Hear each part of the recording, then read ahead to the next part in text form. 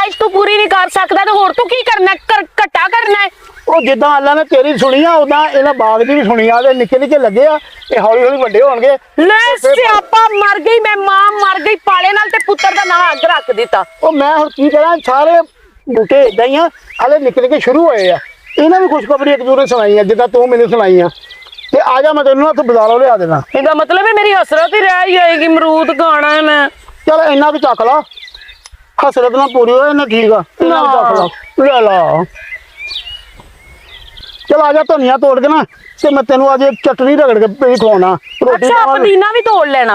आ धनिया ही कितना सोहना धनिया है। हाँ विच पुदीने के बूटे भी आ अल्लाह सोहने ने देला कैसे धनिया दी अनारदाना दिता से छोटे चोरी साहब ने दफा मार छेड़ दूंगा परे मैं नहीं वो भी चटनी च पाना है ना चटनी घसमैली करनी है पागलों वाली गल कर ली।